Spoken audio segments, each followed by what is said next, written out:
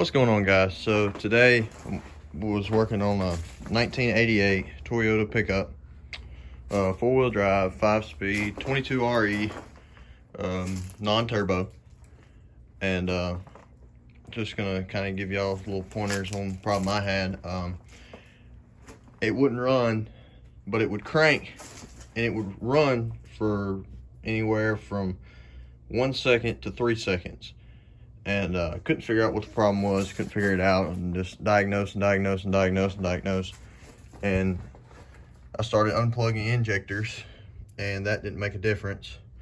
So then I unplugged the cold start injector to test it, because I wasn't getting power to these. I wasn't getting a ground from the ECM.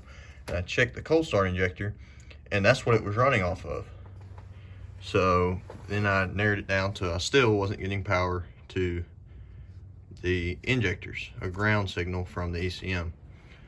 So after a bunch of troubleshooting, checking everything, relays, fuses, you name it, I ended up replacing the ECM, and it works. It cranked up, ran fine. So then I ended up, it didn't run great, but it ran.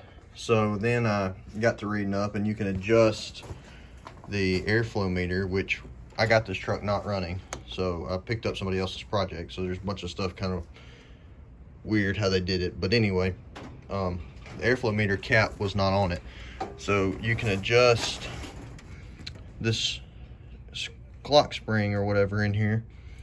You loosen this screw right there, and then you can adjust the spring tighter or looser. So my spring, when at an idle, was so tight it was pulling this back to here, cutting the fuel pump off and cutting the air off to the engine.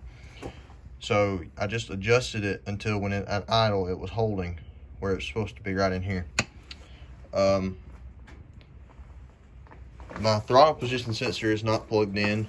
For some reason I'm still working on it, and it's not perfect. I'm still trying to figure out, when the throttle position sensor is plugged in, it doesn't run very well at all. And so there's a little bit of adjustment in it, but I'm still messing with it, but it runs fine without it. So I haven't figured that out yet. But anyway, I was just gonna kind of throw this up in case anybody's having this same problem. I read, if you get on the forums and read, you'll read till you're blue in the face. I mean, everything from ground problems to sensors to relays to whatever. But I took a shot in the dark and bought a used ECM and plugged it in, and it fired right up. So it's been like this for, at this point, I've been running it for a week. I've probably put over 250 miles on it in a week. So, I mean, I'm pretty confident that it's fixed right. That was the problem. I don't know why it happened. Like I said, it wasn't running when I bought it. So I can't say, well, I did this and it messed up or whatever. But anyway, I was just going to kind of throw this up here, give you some thoughts if you're having the same problem. You can check the voltage going to the ECM. I had good voltage to it. Like I said, you can get on the forums, and there's a whole lot of good information out there, but you have to kind of weed through the bull to get to the good stuff. But it tells you how to check voltage to everything, and how to check your polarities and your ohms and all kinds of stuff. So, I mean, I spent a month after work in the evenings troubleshooting this thing.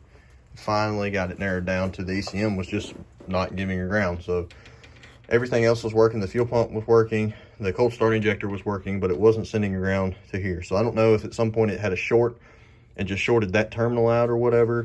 I don't know. But anyway, it works now, it runs. So I'm gonna try to figure out what's going on with the throttle position sensor and why it won't run with it today. I've had to have the truck, so I just kind of unplugged it and let it ride. I did check my fuel mileage, and I don't know if plugging the throttle position sensor up will have anything to do with this, but I was getting like 16-ish miles to the gallon on average. So that's no highway, that's all back roads and stuff like that. So I thought that was pretty good from what I come out of a OBS four-wheel drive Chevrolet. So that was really good. But anyway, it's not perfect. It's going to be a work in progress, but I was just throwing this out there in case anybody else had this problem. So maybe some food for thought. Catch y'all later. Y'all go fix something.